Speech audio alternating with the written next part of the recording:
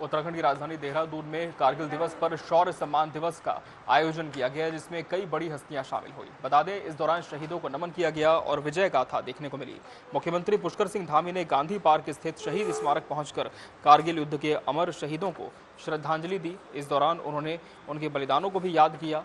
और बता दें आपको, मुख्यमंत्री ने पुष्प चक्र अर्पित कर देश की रक्षा में अपने प्राणों की आहुति देने वाले वीर जवानों के अदम्य साहस, शौर्य और बलिदान को नमन किया।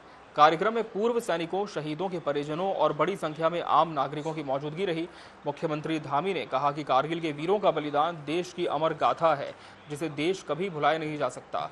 उन्होंने कहा कि उत्तराखंड की वीर भूमि ने हमेशा देश को बहादुर सैनिक दिए हैं और ये परंपरा आगे भी जारी रहेगी।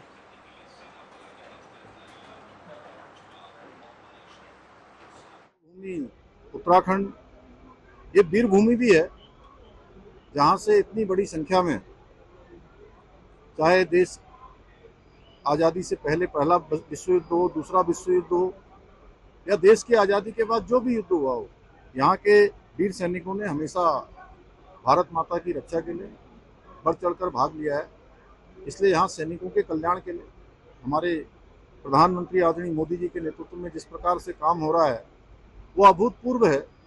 चाहे वन रैंक वन पेंशन लागू करनी हो, सैनिक कल्याण के काम करने हो, स्मारक का निर्माण करना हो, सेना या उनके परिवारों के कल्याण के लिए ऐतिहासिक निर्णय लेने हो, या लंबे समय से सेना को आपूर्ति होने वाले अच्छे सामान, वर्दियां, उनके उपकरण, खाने के सामान, बूट, उन सब पर रखी हुई रोक 2014 में प्रधानमंत्री बनने के बाद उसको हटाना हो और अच्छा रास्ता सैनिकों के लिए प्रशस्त करना, वो सब काम देश के अंदर हुए हैं।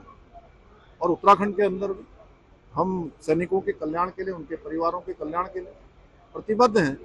आज देश की सेना का 17.5% की पूर्ति हमारा छोटा सा राज्य करता है। देश की रक्षा करने वाला हर 5वां सैनिक हमारे उत्तराखंड से होता है। और चाहे हमारी दिल्ली की सरकार हो, चाहे प्रदेश की धामी सरकार हो, हमने सैनिकों के कल्याण के लिए काम कर रहे हैं। उनकी सम्मान राशि को बढ़ाकर हमने 50 लाख रुपए कर दिया। आज उनके सम्मान में विशाल सैन्य धाम बनकर तैयार हो गया और अगले महीने जो भी डेट केंद्र से हमें मिलेगी, यहाँ की वीर माताओं को, वीर नारियों को, यहाँ के वीरों को समर्पित करेंगे, जिसमें 1734 शहीद परिवारों के आंगन की पवित्र मिट्टी हम लेकर आए हैं, 28 नदियों का जल हम लेकर आए हैं।